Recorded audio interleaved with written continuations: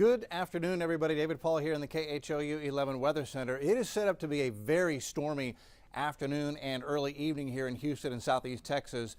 Yesterday, it looked like our timeline would have storms moving into Harris County and surrounding counties by around 4, 5, 6 o'clock. That timeline is out the window. We're already seeing thunderstorms develop here early in the afternoon in North and East Harris County. There is still also a secondary line of storms that is forming further to the north up here near Bryan College Station to Lufkin. It appears that this is the actual surface frontal boundary, just pushing into our northern counties right now. I think this will eventually become the main line of storms, and we'll take a closer look at that in just a moment. But what has happened is overnight we had thunderstorms develop in Montgomery County, dumped some pretty heavy rain. That has sent out a little bit of an outflow boundary that the afternoon heat has found, and it has exploded into thunderstorms further south and earlier than we had expected. So this is northeast Harris County here. Atascocita, there's Lake Houston. Heavy thunderstorms have moved through the woodlands right now. I don't have any reports of any street flooding of any consequence there, but this is the type of storm that could put down rainfall rates of 2-3 inches per hour, overwhelm primary drainage, and at times cause the streets to pond up very quickly with little or no warning. Also a whole lot of lightning with this. That storm is weakening now as it pushes across Highway 6. That's a pretty harrowing drive across Lake Houston right now on Highway 6. Lightning and thunder in Atascocita proper right now. As far as rain totals out of that, just in the last hour, we had 1.5 inches of rain just south of Dogwood Acres. 1.5 inches of rain just on the north side of Lake Houston, more than 1 inch just north of Dogwood Acres. And so that's the type of really quick, heavy rain that we can expect from time to time as we move through the remainder of the afternoon and the evening. Eastgate had 1/2 inch of rain. Another big cluster of thunderstorms has erupted up here to the north and west. So here's Bryan College Station.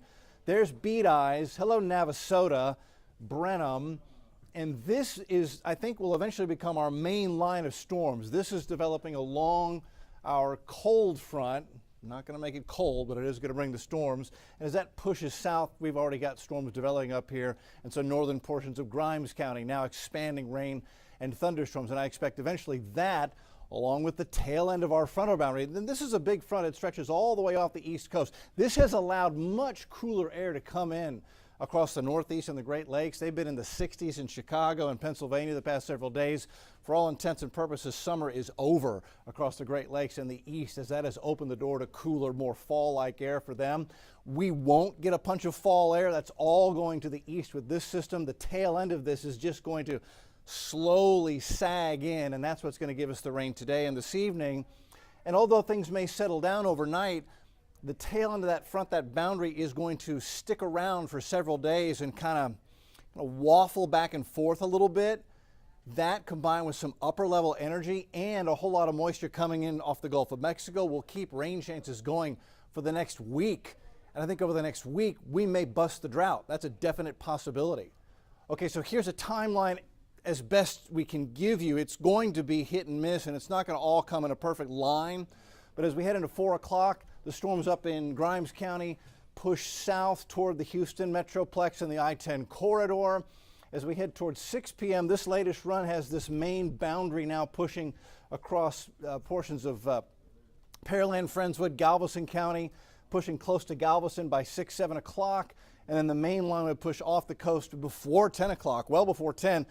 We'd be left over with a few scattered showers going into 10 o'clock tonight. Things settle down overnight until around 5:36 in the morning, when the computers want to refire some heavy storms across our coastal counties, Galveston to Crystal Beach and up toward Beaumont.